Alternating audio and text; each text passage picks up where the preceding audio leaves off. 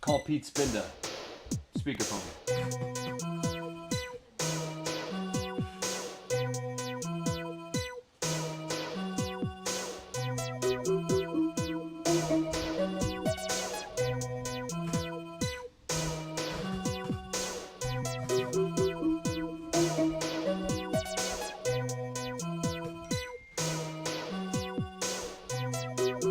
Pete, you there?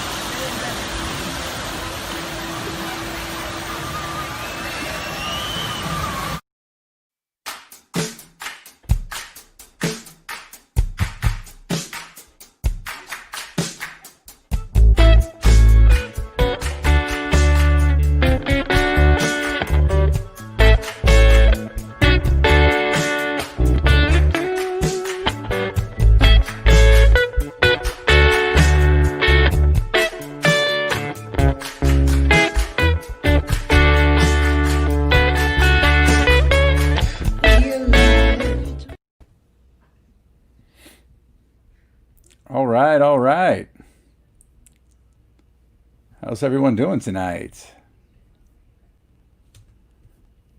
Seeing what's going on with everybody. Welcome. This is Alone Together Pittsburgh. Hey, what's going on, everybody? This is Alone Together Pittsburgh, Alone Together Streaming. I am your host, Patrick Jordan. We are capping off week 16 of our streaming pandemic talk show, I guess you could call it. When we started this thing, we did not think we were going to go 2 or 3 weeks. Here we are at week 16. I believe this is episode 56. Is this 56? I think it's 56. 56. This is episode 56. We've had over 200 and probably 10 plus guests over that span of time, and we're still going. If you've seen anything in the news, we started the show as a way to keep a sense of community going. We're not journalists or anything of that nature, although sometimes we do have to end up breaking news because, it's live and things are happening minute to minute. We started out just having bands, artists, that kind of thing on. And then quickly, after about the first or second episode, we realized that there was so much going on and so many stories to be told to let people know what was going on out there. That was great. We've also been kind of try to be a soapbox for people that are doing great things during this pandemic time. Now, we've gone from the red phase to the yellow phase to the green phase, and now we've kind of eked our way back to the olive green phase, or like a mustardy. I think Pete called it baby poop green. Yeah, there it is. Baby poop green was our chart when we kind of pulled back and closed restaurants for the next week. Along those lines. So you guys know what the news is of the day. I don't need to go into that. We've got a great show for you tonight. We are action-packed. We've got our two of our regular contributors that come on the show every Friday. We've got Natalie Bencivenga with a great 5 minutes with. We've got Dave Bracey, and we also have Scott Smith from East End Brewing is going to come up here tonight. But if you've been watching the show, you know that we brought back our poll. If it's your first time, we have a little poll called the Jagoff poll, the Engine House 25 Jagoff poll. We call it that because Engine House 25 sponsors the Jagoff poll. Now, the Jagoff poll is not a derogatory term. It is a term of endearment the way we use it. It is a bracket poll. 2 Jags enter, 1 Jag leaves every night, overnight on the show. We've been doing this. We had 64 contenders from the start. We are now into round 2. So the big Jagoff poll was kind of was 2 big winners last night that faced off against each other. You may have noticed that 5-minute video when the show started of the whole ride of the Log Jammer, which gives me 2 things. It makes me feel emotional. That Log Jammer video made me feel kind of like nostalgic, but it also made me think, maybe that's why they got rid of that ride. There wasn't really much to it. And it didn't seem like much, but the camera work on that video was spectacular.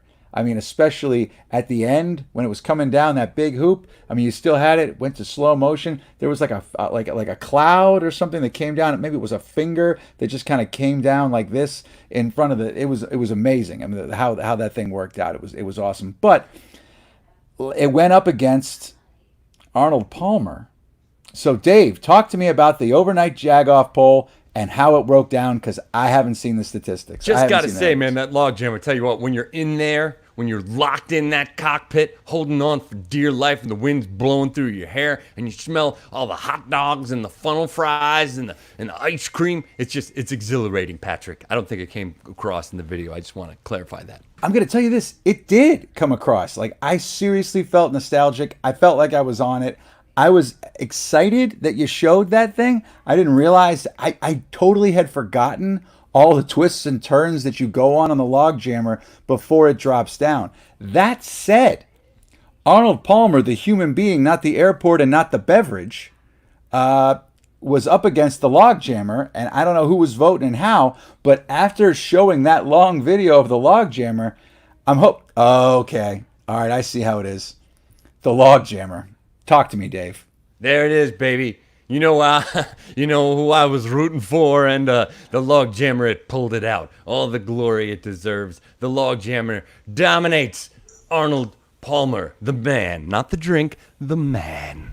Well, it was also nice to see Sarah, who sometimes will chime in on our news feed there, to see her looking like a movie star on that. Was that the last weekend of the Log Jammer, or was that just a regular Log Jammer trip? That was the last day. There was a long line to get onto that log jammer that day, I noticed. It was, but it was worth it. It was worth it. That line was not social distancing, but it was a different time then. But okay, so there you have it, folks. The log jammer. So now Arnold Palmer, let's give him some respect. He defeated the Arnold Palmer beverage, which was like a fan favorite. There's been two or three overnight jag-offs that have kind of shaken the foundation that we did not see it coming. One was, I believe, Red Up versus Enact, and another one was Franco Harris's beard versus Bill Peduto's beard. Bill Peduto's beard won. It's going to move on. So just so you know, anything can happen, and you need to vote. But this poll, the Jagoff poll, is brought to you by Engine House 25 Wines.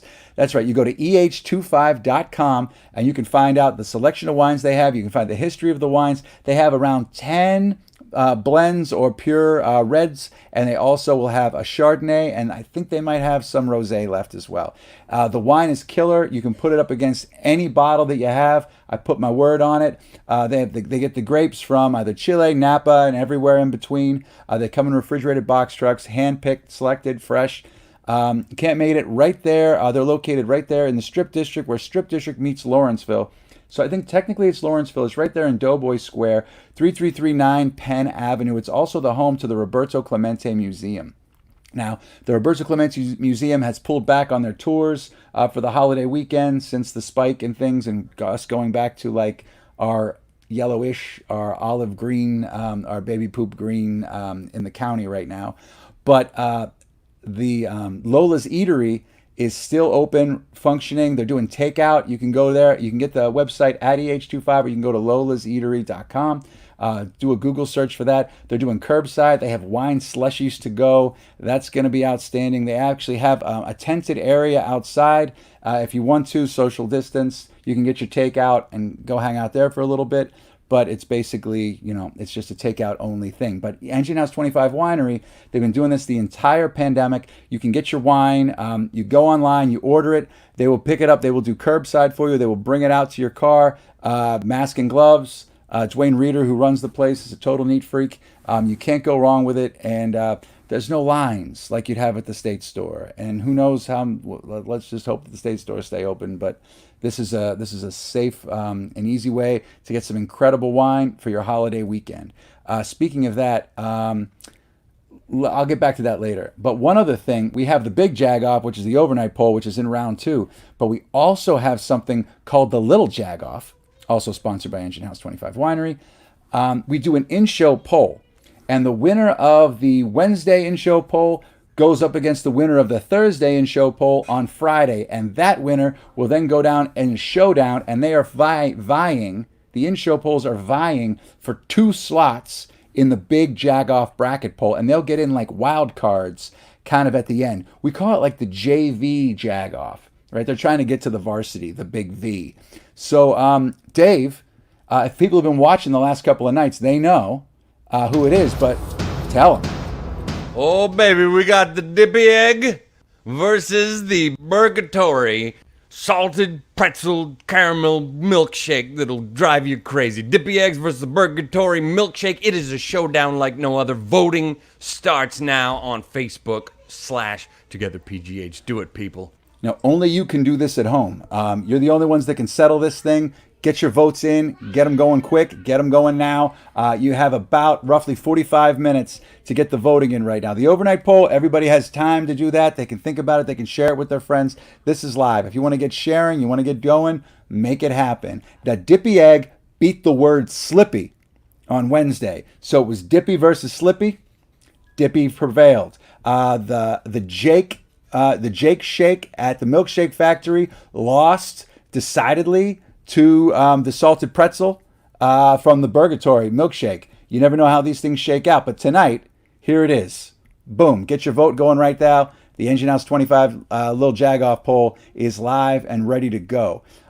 We've got stuff going on here. I want to get to our first guest. It's going to be fantastic. Before I do that, I want to just remind everybody, I might do this again at the end of the show. It's a holiday weekend. Tonight's Friday. It's beautiful weather. Wear a mask. Don't be stupid. keep your social distancing going. Don't mess with people and businesses if you go into them. Wear your mask. Let's be safe. Let's turn this thing around. The numbers in Allegheny County hit a record 233 yesterday, came down today to like in the 170s. That's still kind of terrible. And that's still 60 people more than our previous biggest day, which was 3 days ago. So let's just remember what's going on.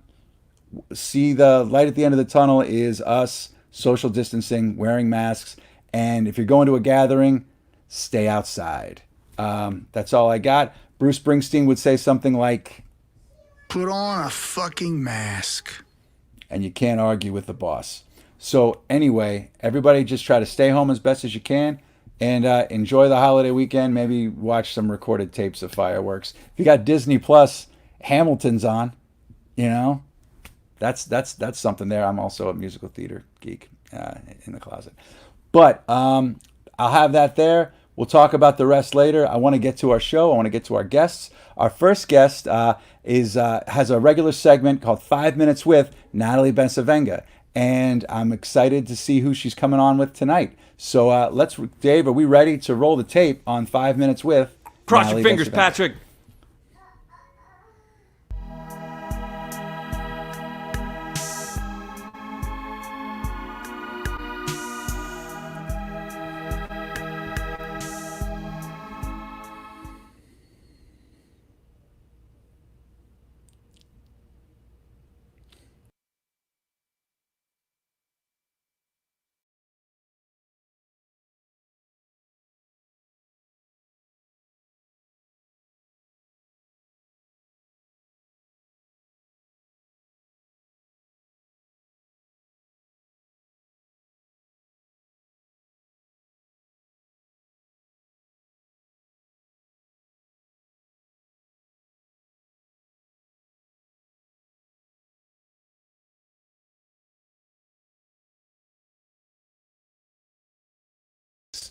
We're working out a couple of kinks. Don't worry about it. That's why my opening monologue was so short. We have this time built in. So don't worry. We might have ruined the surprise for Natalie's first guest, but don't worry. It's going to be coming on here in a couple of seconds. So what happened was... Hey everyone, I'm Natalie Bencivenga, host of 5 Minutes With, and this week I am really excited to have with me Jasmin Cho. I've been wanting to interview her now for a while, and I want to make sure I get this all right. So she's a baker turned artist turned cookie activist. Yes, you heard that right. Thank you so much for joining me. Thank you so much for having me. I love your background. I think it really speaks to your work. Yeah, that's what I was hoping, that it would bring some, there's sprinkles, so obviously the baking connection, but a little bit of joy and fun. Beautiful. And speaking of joy and fun, your cookies, you've become really a national sensation around what you've done with activism through baking sweet treats. So can you talk a little bit about your origin with everything and how it started?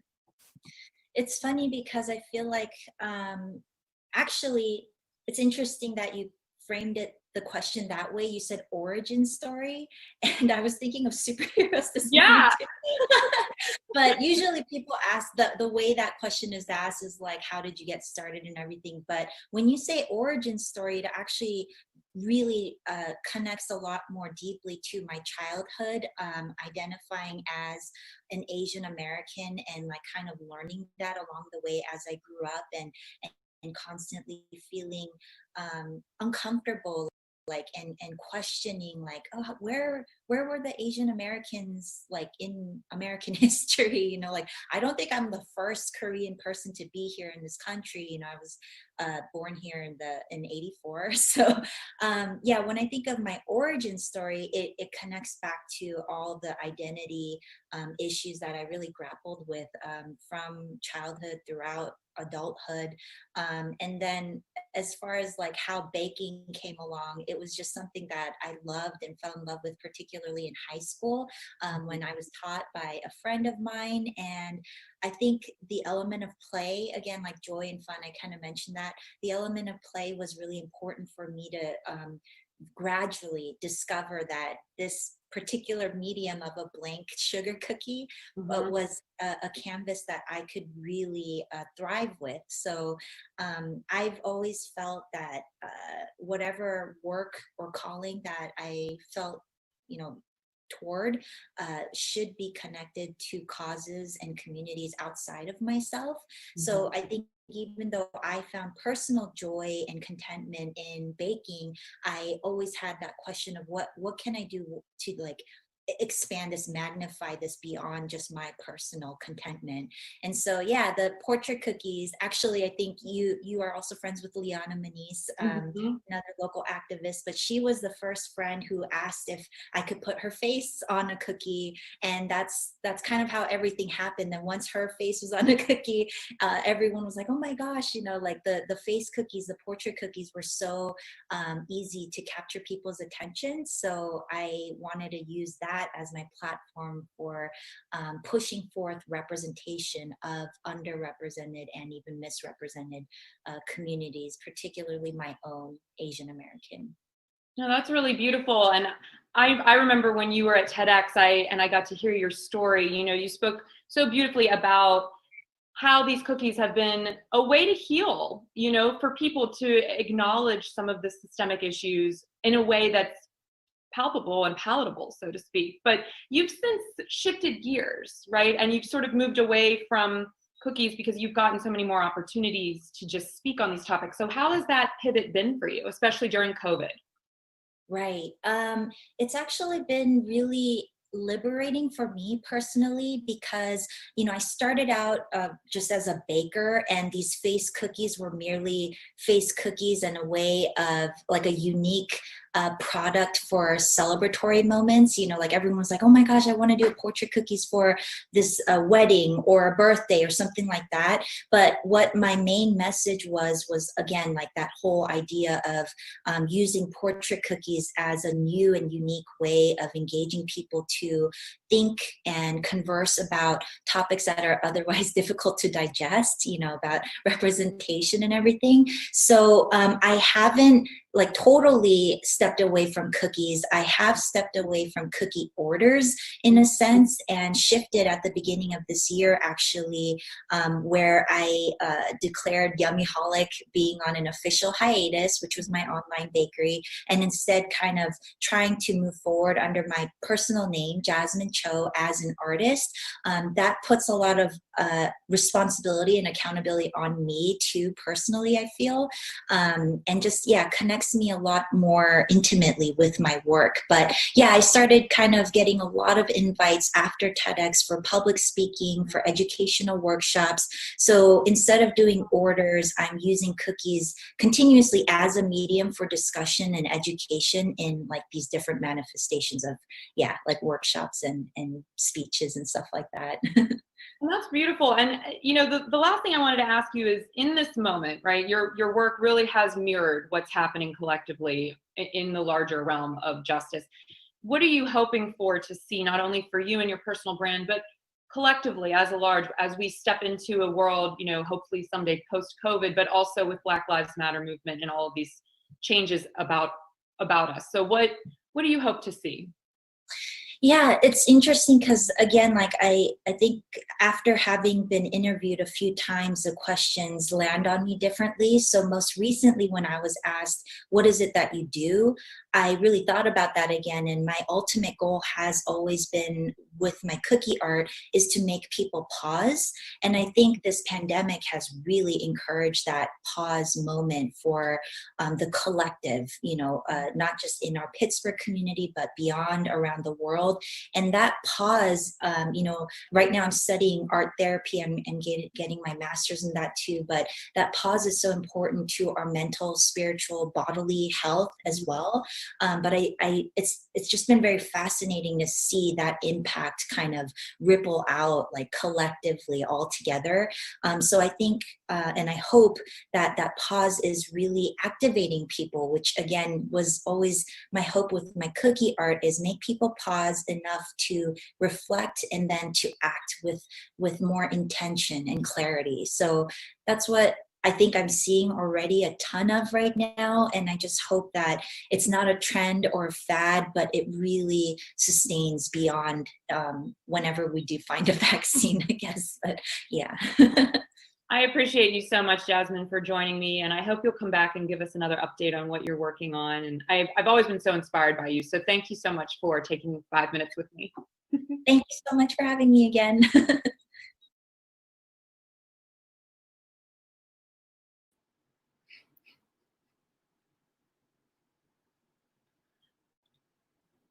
Oh, I can't hear you.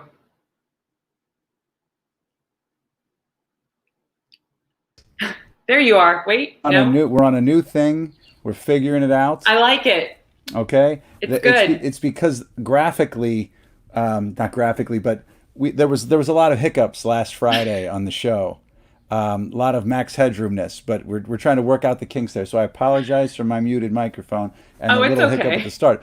But I think that Dave Mansueto is doing a hell of a job making this thing happen really quickly. Now, let's talk about your last guest. That's amazing. Again, you did it again. No, I love Jasmin. She gave a TED Talk last summer, and I was one of the MCs for TEDx Pittsburgh, and I learned about her activism through her cookie art, and I'm like, who the hell is able to turn this into a viable business? And then you see this woman, and she's like creating these amazing profiles of people that are, all different types from all over the world, and people are so into her cookie art as a form of activism. And there's been so many other people now on Instagram that have been doing things that are similar. And she was on the Food Network not soon after that, and I think she won the Christmas cookie challenge or something. She's amazing. I mean, she's obviously ridiculously talented, but I love the idea because people kind of get bored. They get kind of desensitized to the usual thing. I'm not taking anything away from going to the streets protesting, totally doing the regular things that you do from Facebook posts or whatever. But this thing right here, it cuts through. It does. And honestly, we were kind of joking, her and I, off camera when we were discussing how should we talk about this, the idea of sweet justice, because it's just, when you look at a cookie, you can't help but think, so here's some of the things that she's done. I'm really glad that we're able to put these up there. So this is somebody, this is probably a photograph. She uses a lot of photography. This was probably someone that was a child that was at a protest recently. It says, "I love naps, but I stay woke," which I think is pretty cool. And so she does all these different types of pieces. And I love this one. I think this is Grace Lee Boggs. Yeah. And her artwork is really incredible, but then she also, like she said, she's just trying to get people to pause and think. And I've actually learned about a lot of Asian American activists and people that I had no idea existed because of my own, lack of understanding and education. And so it's been really cool to learn about different people through her artwork and through her cookies. And I think that's Ciora from Sisters PGH. So she does a lot of local people as well as national figures, and she's had some pretty big people commission work. I think she had Ali Wong, which is one of the cookies I sent you guys if you have it, which is really cool. And she took it, and there's a photo of her holding her own cookie, which is so neat. So Jasmin's just a really interesting woman, and once again, just the kind of person that just makes you go, wow, that's so inspiring, and that's so different. It really is. She's amazing. I wish I had some talent like this. the best thing about it is she's the first, right? Yeah. No, it's like no one thinks cookie activism. No, I just would never have thought that this could be something. And the way that she has grown it is really a testament to just her strength and resilience. And I just love the work that she's done. And I was very lucky because when I hosted TEDx, she did a cookie of me, which was really cool. It was really cool because I just, once you've been made into a cookie, you've made it, Patrick. I want to be made into a cookie. I know, it's so neat. That would be great. I mean, it'd be kind of weird watching people eat it, but we did have a message from one of the people on Facebook that they love your haircut. Oh. Thank you. Whoever you are, your check's in the mail. So Amanda Kieran said, so Amanda Blair Kieran chimed in on that. She stole my thunder in a sense, because I was like, something's different about Natalie tonight. It was my first haircut in 4 months. And considering the way that we're moving, I'm glad I got it cut earlier in the week, because I'm like, oh boy, we're going to be back in the red before we know it. We're in that lovely shade of green that you guys promoted. Yeah. Pete went with the baby poop green, which is saying something. That's how everybody feels. But Andy Ostrowski said, it was like a lovely olive green. There you go. And he's a lighting designer, so he can get. See, I like that. But yeah, it's been fun. I really have appreciated being able to do these segments, and like you were saying earlier in the show that, no one anticipated that we would be continuing this every week. And so it's been really a fun challenge to find someone that maybe flies a little bit under the radar from time to time. And so it's been exciting for me. So I appreciate the opportunity to be able to do this. Well, thank you. You bring in a different voice for us. Oh, there you go. There's the picture. There's Ali Wong, who I just think she's hilarious. And the fact that Jasmin got to give her a cookie, that's pretty damn cool. That's pretty awesome. Cool. Yeah. That's fantastic. Yeah, just visibility and representation matters. And if you can do it through pastries, why the hell not, right? Oh, there's my cookie. Well, it's a close-up. It's gonna pull out. It's gonna be super dramatic. We're gonna keep talking until we see the full face. Yeah, we really have to. It would be wrong not to. but yeah, she's super talented, and I want to see what she's gonna do next. I do too, and she's doing a lot more now. She was saying with speaking engagements, talking about activism and intersectionality, and I think it's cool that she's also getting her master's in art therapy so that she can continue to share her work and her activism with youth, which I think is really invaluable to our communities. So there we go. So I got a real question here for you. Okay. How did the cookie taste? You know what's really funny? So we each got, like when we were at TEDx, she brought them in. I never ate it, and I gave it to my grandma because I thought she'd keep it in her freezer as like a memento. And she ate it. I was like, this is a one-of-a-kind cookie. She was like, it was good. I was like, okay. But we have a photograph of it. Exactly. It did happen. She captured you. I see you in that cookie. She's amazing. I gotta get some cookies. That's what's up. You've made it in Pittsburgh when Jasmin makes a cookie out of you. Yeah, there's a couple of ways to try to make it and get to that Pittsburgh famous level. Oh, you're there? Are you kidding me? I don't know. I'm not cookie famous. I'm not. There's two. I'm not. It's all levels, Patrick. It's all levels. I'm not face on the wall at Permani's famous, and I'm not cookie famous. No. So until I get to those two, the upper echelons right there, I'm just gonna keep on plugging away and. You gotta keep on going. I believe in you, though. I do. Well, thank you so much. Before we let you go, yes. The advice column. Anything? Yes, what you got? It's been really interesting. Everything going on with COVID, people are having a hard time keeping their relationships together because it's been a lot of togetherness. So that was sort of an ongoing theme. But I've also been doing a new series I wanted to plug really quick for Table Magazine. I'm doing an 8-part series on food justice for them. And so this last one I started that just went live today on their website was about Black urban gardening and farming here in Pittsburgh. And I had no idea there was a huge urban farm in Homewood that I got to learn all about and got to interview some amazing women that are really focused on ending food apartheid in Pittsburgh through that space. So if everybody can take a minute and check out Table Magazine online, I'm going to be having this 8-part series continuing over the next several weeks. So I'm really excited about it. It's been pretty awesome. That's great. And I know you're taking other gigs, but can we count on you for next week, Natalie? You can't get rid of me now, Patrick. All right, great. You're in the family.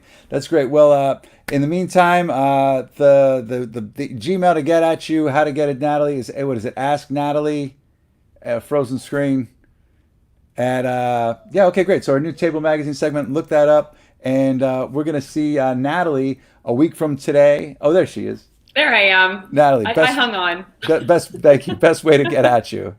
You can always find me on Facebook under my name, Natalie Bencivenga. I'm on Instagram and Twitter under Natalie Bencey.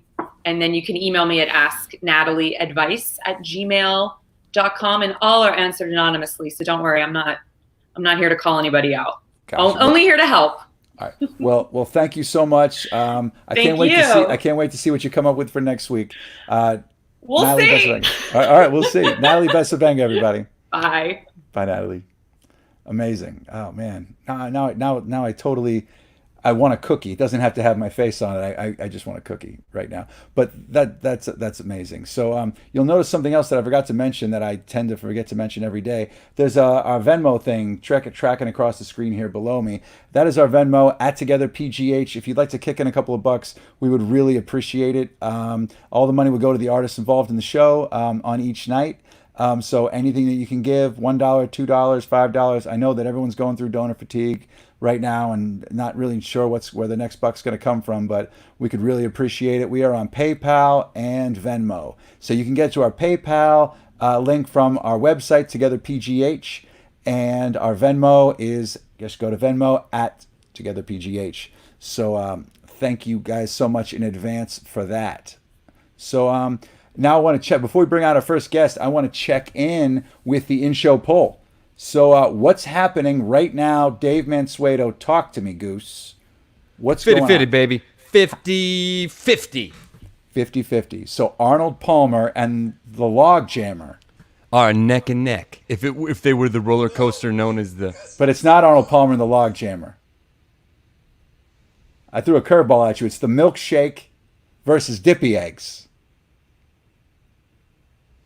Yeah. Okay. So it's the Dippy Egg versus the salted pretzel milkshake from Purgatory. Dippy Egg versus that. This is my favorite show ever. So yeah, get to voting right now. It is 50-50. You can make the decision. Your vote might swing this thing. Get it going, because the winner has one more shot, one more hurdle to go through to get to the big Jagoff poll. So get your votes in. And vote now and vote quickly. Before we bring out our next guest, our regular contributor, Dave Bracey, I want to tell you guys about Red Start Roasters, our other sponsor for tonight. Red Start Roasters. If you go to redstartroasters.com right now, buy some coffee, use the code TogetherPGH, you will receive 10% off of your order. That's right, 10% off your order using the code TogetherPGH. If you want to know, the Red Star Roasters, why there's a bird on it, it is the only bird-friendly coffee roaster in the Pittsburgh area. It's so bird-friendly, in fact, that they're served at the aviary. So go to Red Star Roasters. It is fantastic. And one other little perk that they're doing right now, they will deliver to you free of charge if you're in the 412 area code. Even though we're in the greenish phase right now, they're still doing it. Glove and masks to your door. If you're in the 412 area code, if you're in Pittsburgh, if you're outside of the Pittsburgh area, don't worry. It's only, I think it's a $4 or $5 service charge. Red Start Roasters, togetherpgh.com. You get your 10% off. If you buy enough coffee, use the 10% off code. If you're outside of Pittsburgh, it's like you're getting it free of shipping charge anyway. So thank you to Red Start Roasters. So our next guest is a regular contributor on the show. He's got a little bit of a Brewers roundup, talking beer and such, but I think he's going to have some more information for us. Let's bring out Dave Bracey.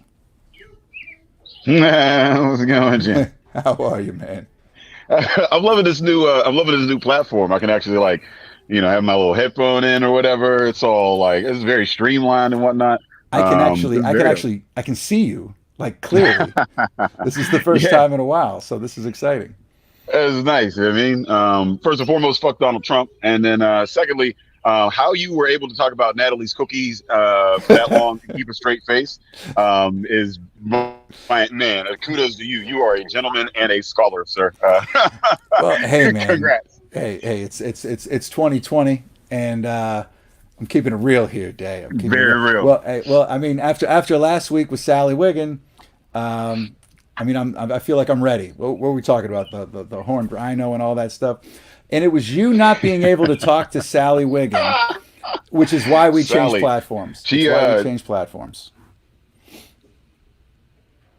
That is why. We were talking too nicely about this platform in order for Day to freeze right now. So if you're watching, if you're just your first time watching, last Friday we had Sally Wiggin on. Day was very excited to talk to her, but something about our platform, our old platform, made it so Day couldn't get through. So I kind of had to be like the Day translator with Sally, which was fun in its own right. But there's my man, Day. There it is. So before you freeze again, what's going on this week? Before we talk about beer, Fresh Fest has a little bit of news. Do we? The tickets are on sale now, so that's the news. You could definitely you could finally go get tickets. Fresh Fest, freshfestdigifest.com. Super excited about that. We've got 8 collabs between local breweries and Black-owned breweries across the country, and then we've also got our regular collabs with local breweries and Black entities that are going to be available. We're shipping beer all across PA and then 25 other states in the country. I like people. So I did an interview the other day, and she was like, well, the way that I see it is kind of like, you have a Zoom call and then there's some things going on. And I just want people to know we are not selling tickets to a Zoom call, a 9-hour Zoom call. That sounds like trash. We are live streaming this in HD over YouTube.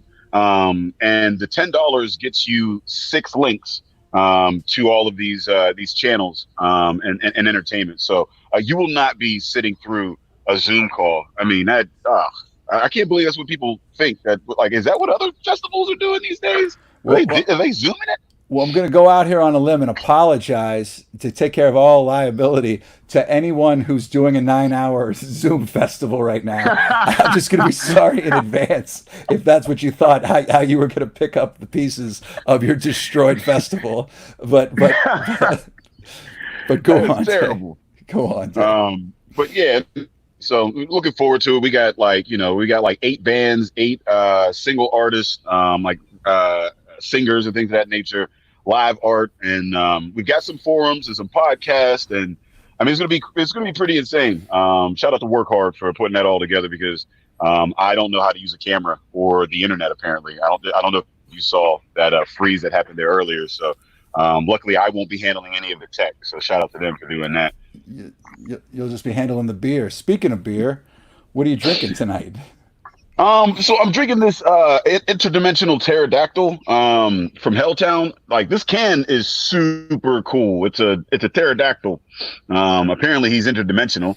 It's a 10% hazy IPA. Now, like, now it's 10%. So like that's what you feel like. You feel like that guy there. Like, I mean, after one of these, you're just like you're off on some kind of journey. It's pretty heavy. It's sweet. It says it's a hazy. I mean, is that hazy? It seems kind of hazy. I don't know. It's juicy as all hell. And it's citrusy, and it's definitely got some malt backbone to it. Pretty nice. And you get it for a 6-pack, and it was pretty cheap. I think it was like $15 at the 6-pack shop, which is not a bad price for 10% beers. So shout out to them. They're out in Export, PA. They used to. So I guess Rivertown is still a thing. But they bought Rivertown and took that over. So now they are like one of the largest brewers in the area. I mean, maybe second to maybe Pittsburgh Brewing Company. So they're pretty big, and you could get their beer just about anywhere. So I'm super excited about this one. Cool. And then the second one is Ultra Genius. They just opened up in Ambridge. Oh. This is Lenore. So it's like a chocolate milky coffee stout. If you like chocolate and milk and coffee, then this is it. And it's 6%, so it's light enough you can have like 2 of them. And I like the little logo. You could clearly tell it's a white dude because he's wearing his hat completely backwards. Only white dudes wear their hats completely backwards. So it's very much a bro beer, but I mean, I hear nothing but great things about them. And it's wild that they were able to open up a brewery, during COVID. I mean, that's pretty impressive. So, and have a canning line at that. So, I mean, they clearly were ahead of the curve, because anybody that doesn't have a canning line right now is hurting, exponentially. So, shout out to Ultra Genius and their booze down there. So now I've learned 2 things, right? One, a 9-hour Zoom call festival is not is not what we want to do, and only white people will wear their hats totally backwards. All the way. You will never see but just imagine me. Like, does that even look like? I'm gonna be real. I gotta be honest with you. I'm just a couple of shades off from you know what I mean? It just. I did not expect that, but that does not look right on you at all. It doesn't, and it's wild because I was down at a bar in Southside a couple of years ago, back when I used to go to bars in Southside, and like the dude came, like one of the bouncers came up to me and like was like, "Hey, you need to have your hat straight to the front or straight to the back," and I'm like, what kind of weird ass rule is that? I've heard of no hats. I've heard of but you have to have it either straight to the front or straight to the back. I mean, come on, bruh. So like, so I was like, all right, whatever. So I put it all the way back. You know what I mean? And I'm in there, and like, it's a hat. So I fuck around with it and play it. Like I'm not even thinking about it. It's just weird. Like your hat gets these grooves in it. And it just feels ultra weird. So like, I turned it back, not even thinking about it. This dude came up to me and kicked me out of the club for having my hat on sideways. Again, I don't know how you feel about Southside and their dress code, but it seems pretty telling when you have a dress code like hat all the way to the front or all the way to the back, man. A very, very specific demographic. I'm sure those rules are no longer in effect anywhere. So I'm gonna go out on a limb here right now, and I'm gonna say that I think you will be hard pressed to find an establishment that has those rules from this day forward. I think they're just gonna be so happy to have people. Yeah, you're gonna be hard pressed to find me at a Southside bar now. Like I'm in my 30s, so like you're like 15 years. You're like 15 years too old. Yeah, true. I got things to lose. Yeah, exactly. Anyway, so check this out, man. We've got Scott from East End Brewing on up next. Would you want to stick around and hang out and talk with him a little bit? Oh yeah, I love Scott, man. He's he brewed for the culture the last 2 years for the festival. One of the OGs in the game. He actually his brewery was the first brewery that I knew of in Pittsburgh. So yeah, always. And I think he might have been our second live podcast that we ever did. First was Brew Gentlemen, and then second was down there at East End. So big awesome. Fan of Scott and East End down there. All right. Well, great. Let's remind everybody to vote on the in-show poll: Dippy Eggs versus the Burgatory Milkshake, the salted caramel. And let's bring out. Go ahead. Is a Dippy Egg a Pittsburgh thing? Is that like a saying it's a Dippy Egg is a Pittsburgh thing? Lots of people will dip toast or other things into their eggs, but a Dippy Egg. In my family, I mean, when I was a kid, we called them dip eggs, but Dippy Egg is the Pittsburgh ease thing. I was 2 years old, Dave. Don't look at me with your crooked hat. Did not know. I didn't know that was a Pittsburgh term. So no, Dippy Egg, and on Wednesday it was the word Slippy, which hopefully is also a Pittsburgh thing. Yeah, Slippy is definitely And the Dippy Egg eked out a win there. So now it's against this milkshake. So it's 50-50 right there. So that was Dippy versus Slippy. That was the graphic that Dave Mansueto and I collaborated on when Pete was out of town. So we take it seriously. We keep it real. But anyway, is Scott ready to join us? I'd love for Scott to be on here. Scott from East End Brewing. There he is. I got a feeling I know what Scott might be drinking. Hey, sorry. Sorry. Hey, how you doing, man? Oh man, I am good, man. I am halfway through this 10%, so I'm feeling pretty nice. Nice. Cheers, man. Cheers. What are you drinking over there? What neighborhood is it? Is that a neighborhood? Actually, of all things. So I got a word with you about that last round with the Dippy versus Flippy. I think that needs to be a winter thing. Oh man. And then you get a little Flippy in the mix there. Well, thank you, sir. I've never wished something won in this poll more than I wish that Slippy had beat Dippy. Yeah. But anyway, but my heartbreak is your joke here tonight. So anyway, thanks for joining us. We've brought up East End Brewing. I don't think a week has gone by that we haven't talked about what you guys have been doing there, especially during COVID and during the shutdown here. How you guys had done everything from delivery to curbside and everything that you've been doing there has been outstanding. Yeah, we've been doing everything we can figure out to do to try to keep people safe and keep beer in people's hands. It's a moving target, as everybody knows, so we're not the only ones chasing it. But every week's a new adventure, for sure. I'll bet. But I mean, I also want to give you some serious props and credit. I know you got some pressure from people to try to kind of open up fully, and you just kind of stuck to your guns and kind of kept doing what you were doing for the safety of your employees and everybody else. Yeah, I mean, we're going to do what we need to do and figure things out. Every time, people don't realize, like, oh, well, you can just open and have some safety measures, or wipe the doorknobs off a little bit more, and there's a lot more to it than that if we're going to do it right. And we got to make sure that our staff is safe, and we got to make sure that our guests are safe.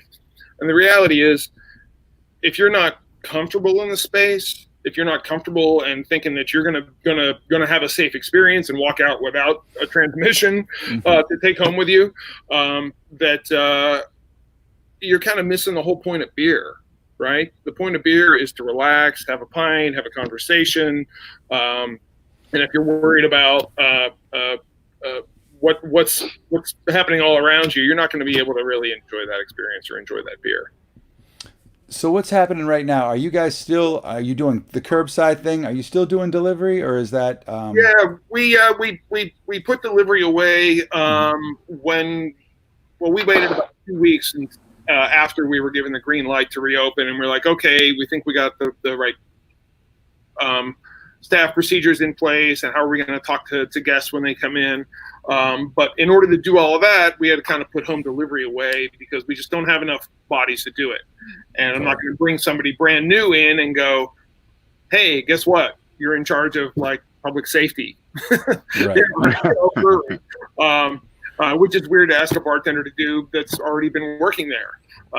So we put home delivery away, and then when we got the order the beginning of this week that we were closed for that alcohol sales closed, and then the food closure after that, we immediately said, all right, well, we've got all these people that are usually working on Saturdays for our long shift for bartending.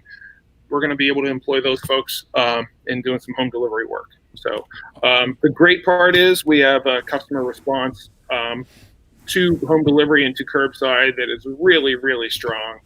And people are also really, really generous with our staff in terms of tips and gratuities. That's been phenomenal. And I put the East End customers up against any slice of humanity you have out there in terms of being conscientious people and getting the bigger picture. And I mean, and you go ahead, Dave. Were you gonna say something? No, I was gonna ask if how were the people actually handling, like, were they being, sensible and massing up and like distancing or whatever?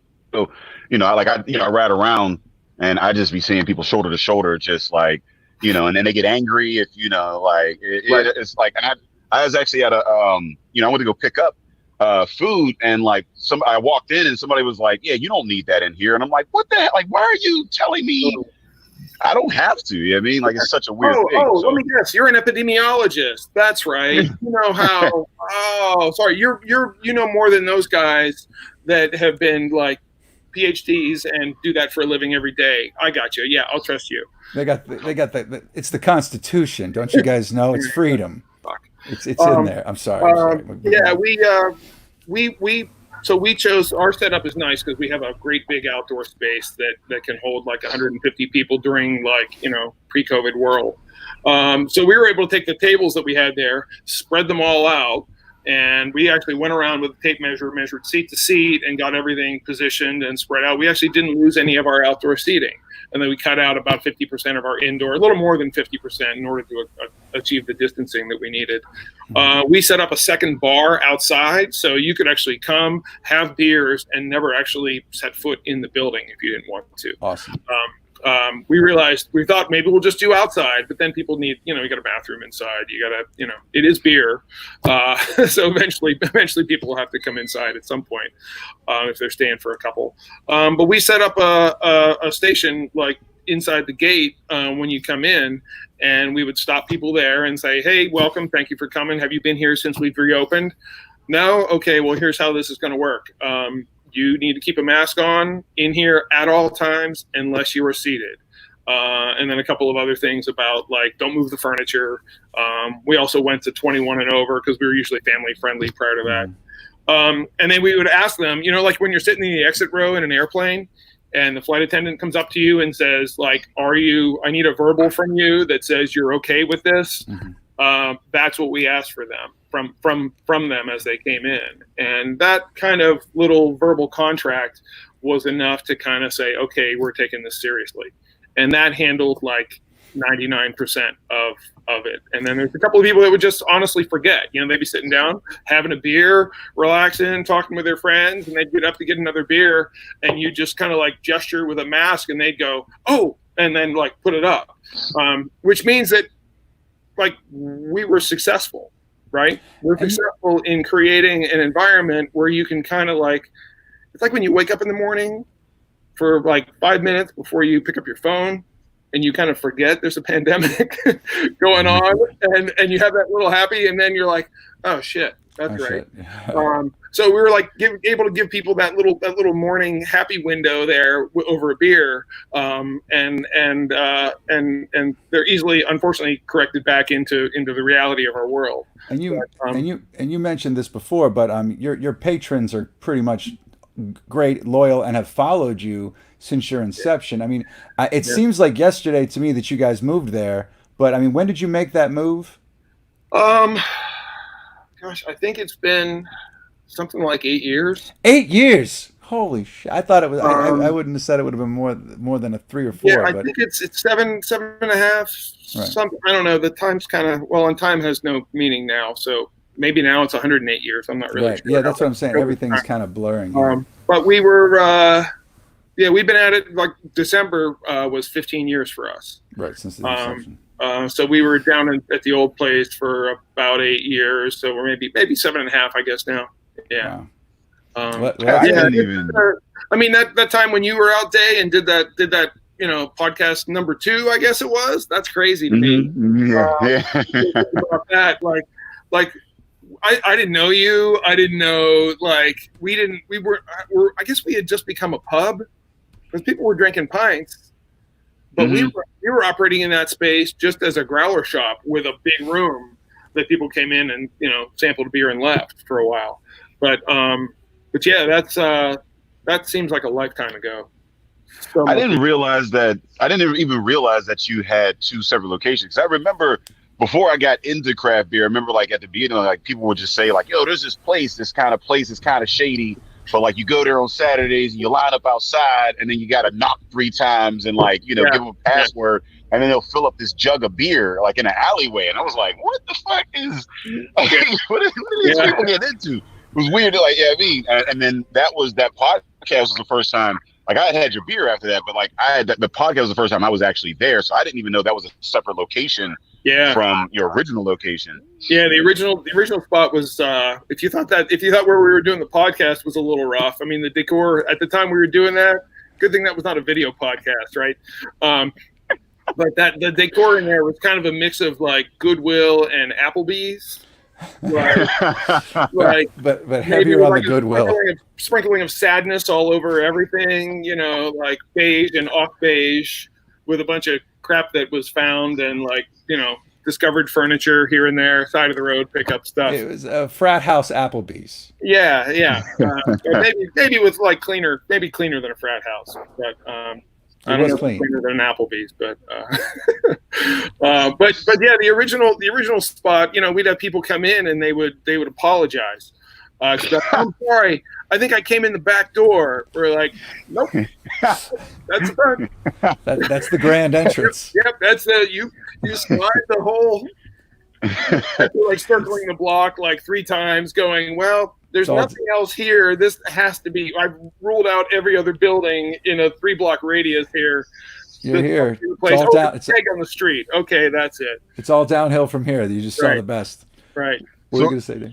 So are you so like how does the brewing work now? Because I mean I don't know, like I would imagine because of COVID-19 and because you don't actually have a tap room open, there's like, you know, less beer being pushed out. So does that affect your like brewing schedule? Are you brewing less like beer per batch now, or are you just doing the same? You know what I mean, because like, you know, you can't keep beer for too long. You know what I mean, so right. Yeah, that's we definitely overall are producing less liquid. And that's not really a function of how much beer is going out the front door.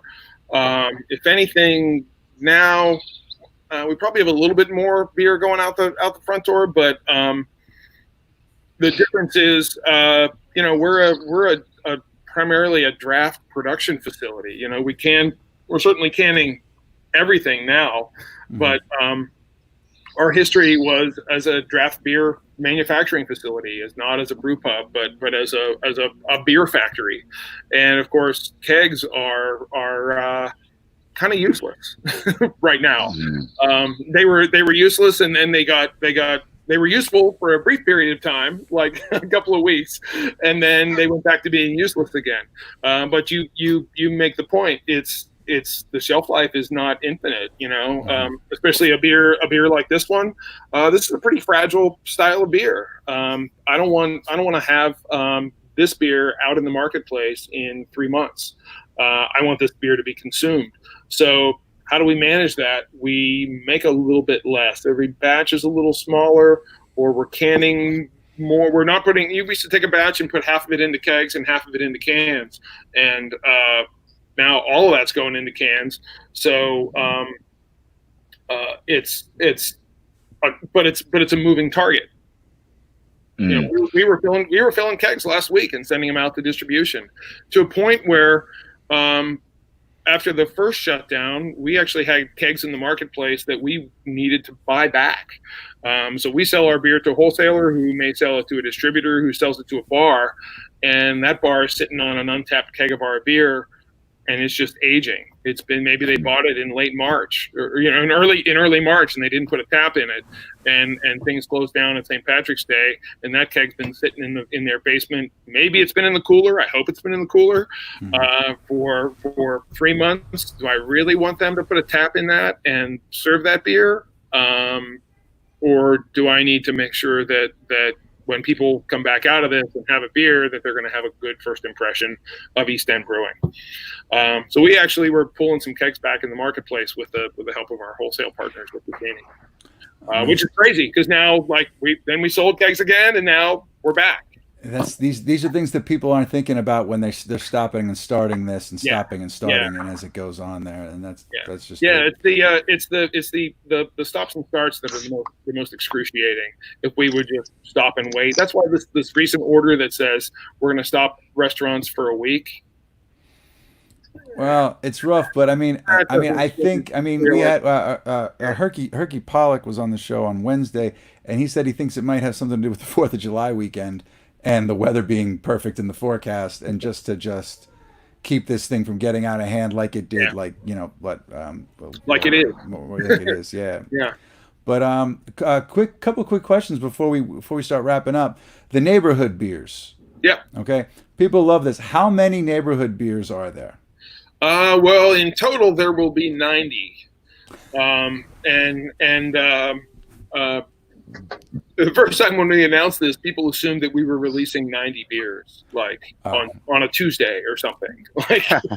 Like, hey, come get, a 90 pack, which I guess is like three cases or 30s or something. I don't even know what that people were going to save all the cans like the Steelers Super Bowl Iron City cans. They're just going to keep them on the shelf. There's definitely that going on, and we were even after we hit 15, we hit 15 right at our 15th anniversary. We were actually even offering label packs for a charitable donation. To the charitable donation was for Northview Heights, which is one of the neighborhoods that we had done a beer for. So you could get a pack of all the labels in case you missed any. So people were like sticking them on their walls and stuff. But we are only 20 beers into that process, and we actually just hit the first anniversary of this project a couple of weeks ago. So cheers. Pushing out like 25, cheers, man. Pushing out like 25 beers in a year is a pace that I didn't think we'd be able to achieve on the neighborhood beers. In fact, at one point in January, I had to tell Brendan to calm it down a little bit, because we were like putting 2 beers a week into the marketplace, and people would go to buy the latest neighborhood beer, and there'd be 2 others that they hadn't heard of yet, and like, well, I'm only going to buy one. So it's like, when you're releasing albums, you don't want to compete with yourself, right? That's. I mean, that's a crazy pace, and because they're all different beers, and then they're all like different styles. I thought it was going to be, kind of a similar styles, or maybe even like 1 or 2, and then you would just kind of, work with different hops or fruit in it, and this. But but it's completely drastically different beers that you're putting out here. At that kind of pace is absolutely insane. Yeah, I mean the in some ways we've built this for speed now. So as you're releasing beers, the guys on the brew side, they'd love to make a different beer every time they brew.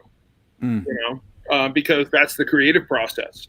If you're making big hop every week, after a while it's manufacturing. Right. But that's the reality of our world. That's what pays the bills. And I love that beer. Don't get me wrong. Sometimes I forget that we have that beer because I'm too busy bringing home whatever the latest, neighborhood beer is, or whatever the shiny new toy is that we put into cans. So that creativity is already there, and we've got another 20 beers on the whiteboard, in various stages of development. But the easy part, and the thing that makes it fast, is that the label artwork is done. The names are already decided. It's it's kind of like picking a name for a beer can be excruciating, because what does it say? Does somebody else have it? Why am I using that? So when we put the flag down and said we're doing this project, boom, I got 90 names. Yeah. Well, we've had a couple of people in the comments section firing up. Pete, our producer, Pete Spinda, is actually currently drinking the Arlington Heights Spruce Ale right now. He thinks it's amazing. Chris Krejci chimed in and said he can't wait for the Regent Square. That's a name from the past. Home neighborhood. I've known Chris since he was we were both where's the camera? About that high. Yeah. All right. Well, Chris is awesome. Right, Chris. I'm glad you're watching, Chris. Kyle Conway, Garfield was probably the best hazy IPA he ever had. That's high praise in today's world, because there's, I think in Pittsburgh, there's 7,342 hazy IPAs. Wow. Easy. I may be off. Wait, that number's changed? I was going to say, it's 8 after. I think you're about 12 off. Sorry. Nice. Well, thanks, Kyle. That's much appreciated. So are there 90 neighborhoods just in Pittsburgh, or is that Allegheny County? That's just city proper. That's wild. I didn't even know that. There was one, so we've got one coming up. We just drew the name, and we used to do a little more ceremony about the drawing the names, but we're too busy washing our hands and putting our masks on and whatever. Brewing beer. And making another round of beer and trying not to overload the cooler. We put a picture up on our social media today of how many cans are in our walk-in cooler. It's kind of insane. It's just this wall of cans. But Tom loves gratitude. Sorry. Nice. That's my wife's favorite beer that we brew. She's probably the #1 gratitude consumer in the world. think it might be Tom's birthday. Tom, is it your birthday? Happy birthday. Anyway, go on. So I lost track. What were we talking about? You're talking about all the cans in the cooler. Cans in the cooler. There's so many. There's some there. In the 90 neighborhoods that are in 90 Pittsburgh. neighborhoods. 90 neighborhoods. Yeah, so there's a neighborhood called California Fairfield or something. Mm. I just thought, it's somehow I've seen it on the list, but it didn't catch my eye. I'm sure that's not the name, but the first word is California, and it's hyphenated with another word that starts with an F, I believe. Maybe somebody playing along at home knows it. But there's, Pittsburgh. We brewed a beer for Fairywood. Does anybody know where Fairywood is? Does anybody live in Fairywood?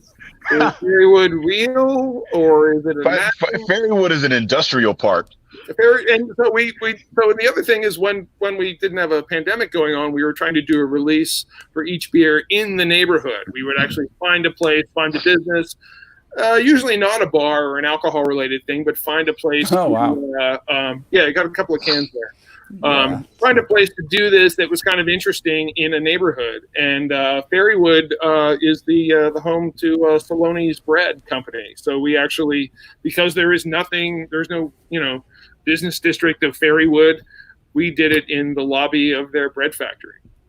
Awesome. So we timed it when people were coming off a shift so they could have a beer at work, and then do the release in Fairywood. So. Wow. Well, the lights are going out on me and Day, apparently. The sun, mine just went out. The sun. Hold on. So I'm back. I'm sorry. The plug fell off my light. I'm real high tech now. I bought a light to go on my laptop. Day was just using the sun, so we're running old long. School. Scott, you guys are going to be doing delivery for now. I just wanted to make sure people knew how to get at you to get some beer. Yeah, we're old enough so that every place we are on social media is East End Brewing. Boom. So you don't have to get too fancy to find us, but if you hit the website, there's a link there that takes you to the beer store. You can order for curbside pickup. We can put beer in the trunk of your car, and you never have to touch anything. You don't even have to put your windows down. Or we'll bring it to your doorstep on a Saturday afternoon if that's. The only thing is it's not like ordering a pizza. It's more like waiting for the cable company. Right. We're going to show up between noon and 5, but Ish. you're supposed to be at home anyway, right? Right? Stay at home. Stay at home. Stay safe. Wash your hands. Wait for the beer. Right. Exactly. So anyway, so thank you so much. This has been an educational show. Day taught us two things. One, about the hat being, all the way back, crooked. Also, try not to do a festival that's 9 hours long on Zoom. See, look at it. Look at the grooves in your hat. You knew that groove in the hat. Do it sideways. That groove don't even feel right sideways. It don't even. I mean, your head groove is all wrong. Do I need an African American head to fit this hat? I can't, because that just looked like a tool like this. So I'm just gonna stick with that. Yeah. You look good. Don't let anyone tell you otherwise. And also, we also learned 90 neighborhoods.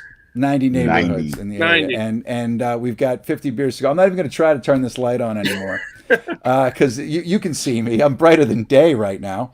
So anyway, so thank you so much. Thanks for everything that you're doing, and keep up the good work. And please, if you're getting beer delivered from East End, be sure to tip these guys. They're taking a hit right now, and it's the coolest thing in the world that you're able to get beer delivered to your house.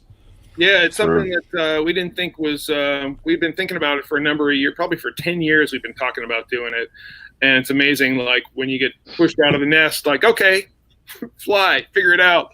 And we turned it on in a few days, and it seems to work. So I think it also helps that everybody's home all day in terms of pickup. But yeah, all you need to do is show your ID, get some beer, and some cider for that matter. There you go.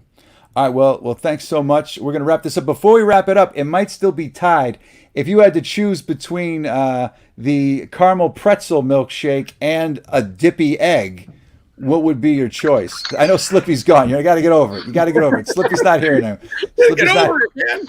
Just drink it quick before it turns. Right. I gotta say, I don't think I've had the caramel pretzel shake thing, but I think I've got to go Dippy. Dippy's a little more Pittsburgh. Okay. All right. So you might be the deciding factor. We'll see what happened in a second. Thanks so much. I think Day might have pieced out. So it's just an empty chair. Right. Or he's getting a new hat. I don't know. Right. But cool. But thanks for everything that you're doing, man. And you bet. Hey, thanks for having me on. And I see Pete's chimed in. Like, yeah, we were talking about doing a Pawtucket beer this year too. So one of the other sad aspects of this whole thing is that event has been pushed. Can we just postpone that till the next Pawtucket? I think we can put a pin in that and circle back for sure. All right, sounds good. Well, thanks so much. Thanks so much for everything, Scott. Hey guys, cheers. All right, take it easy. EastEndBrewing.com. Everything Cheers. East End Brewing. They're on top of it. Day, are you still with us? I'm around. Okay, you might not be able to see it. I can hear you though. That's fine. Dave Mansueto, who won the in-show poll tonight? We're 15 minutes over of the announcement. Dave. Oh my God, I almost did the Dave thing. I got my light back on. It's going to be on for about 3 minutes. So while we're waiting to hear the stats on that, are we going to get to see Dave, or is it going to be something like that? What do you want? I want the I want to know who won. I want to know. You don't like that image? Look, it's a fancy ring. It's got a little thingy. It glows. You don't see it moving? I like it. It's kind of great. I can see your voice. I can see your voice, and it's high tech. That's how the new system works, man. Dave, are you wearing a hat? What are you talking about? It's a stressful night. Don't make fun of my hat. All right. So who won the in-show poll? All right, with that straight backward hat? Pete's gonna put it up on the screen right now. Dippy eggs, 67 to 33% on the Purgatory Caramel. Herky, my heart goes out to Herky tonight. He carried the milkshake one. has fallen to the incumbent, the heavyweight and still reigning champ, Dippy eggs. It's hard to buck these people, these Pittsburgh. It's stubborn. You're stubborn, you Pittsburghers. You love your stuff, and you keep loving your stuff, Dippy eggs. Hats off to the milkshake. Dippy eggs taste at home tonight. Dang it. All right. I had to turn the brightness up on my computer screen to get more illumination. Old school here, but this is what it is to finish up the show. All right, so Dippy Eggs carries. Let's do the overnight poll. Oh, wait, check this out. So there's this image here that came to us. Amanda was asking about Sally Wiggin, and while Dave's still here, Sally actually sent this image to us for the show. I see a lot of slack jawed yokels in that top right one. It is terrible. Yeah, man. The nose being out doesn't make sense to me. And I was at the Home Depot, and like dudes had the masks down around their chin, talking on the phone, yelling at people on the phone, running around the store. It just didn't make sense to me. But anyway, so we got that. Thank you, Sally. If you have any images, memes, or GIFs, send them on over to us. If we'll put them on there. Dave, are you talking? I am, but I don't want you. Don't read my lips because I'm saying behind the scenes magic. Oh, great! Stuff. Yeah, that's cool. All right. So anyway, let's wrap this up. Let's announce the winner, the overnight poll for tomorrow. And before we do that, tomorrow's the 4th of July. Don't screw this up, everybody. Okay? We're at Baby Poop Green. It's affecting everybody like you don't even believe. All right? So it's not just you. Wear a mask or just stay home. You don't have to go out if you don't have to. And if you're going to get takeout or delivery from these restaurants, and I highly recommend you do that over this next week because they need it. They just geared up their businesses. A lot of them retrofitted their places with plexiglass and spacing, and they're not as fortunate as Scott with the distance outside. Please, if you're getting takeout or delivery, buy it and tip well if you can. It's going to go a longer way than you can possibly imagine right now. So be cool. Don't mess this up. Remember what Batman says. Although I froze. Not what Pete said. What Batman says. I'm not afraid to be seen standing up to these guys. The mask's not for you. It's to protect the people you care about. That's right. And Bruce Springsteen. Put on a fucking mask. That's all I got. Pete, what do you have for me here? Oh, the Jagoff. Oh, it's a big one. Dave, Inat versus the Pittsburgh Cookie Table. It's another Jag-Off bracket challenge. Get your votes in togetherpgh.com/vote. There it is, folks. The word Inat versus the Cookie Table. Inat beat Red Up. The Cookie Table beat something else. I don't remember what, but it was something big. So get out there right now and vote. This is an iconic showdown. These are the kind of heartbreaking showdowns that we're going to be seeing here as the rounds progress. So get voting. Dave, talk to me. I'm just gonna place all my bets and say that Inat is just gonna win like all of it from like the very end. When we get down to the very end of everything, like, and there's no other Pittsburgh thing. Like, except for Yins. That's it. You got Yins and Inat. That's it. Those are the only, like, I don't see anything else beating that. I don't see Arnold Palmer. I mean, you know what? I don't even see Rick Seaback beating Inat. Like, it's a, man, that Bold is words. Yins is in the Blanox bracket, and I believe Inat is in the North Side bracket. So I'm just saying that this is how it's shaken down. All right, so Pete, do you got to add something here? I tasted this new beer today. It's pretty delicious. That's it. Great. Well, thank you. You're not the best color man in the business for nothing. I want to thank everybody for coming out, for capping off week 16, episode 56 for us. We will be back next, I believe, Wednesday, 8 o'clock. Thank you guys very much. Please be safe and use your heads. The wearing a mask is currently becoming an IQ test. So let's just, prove them all wrong. Wear a mask. Thanks. Oh, wow, Scott, you want to wave goodbye? We're all here. We're just going to... This is great. See, we weren't able to have more than 4 people on screen up until tonight. This is the next gen stuff. This is crazy. Oh, that was awesome.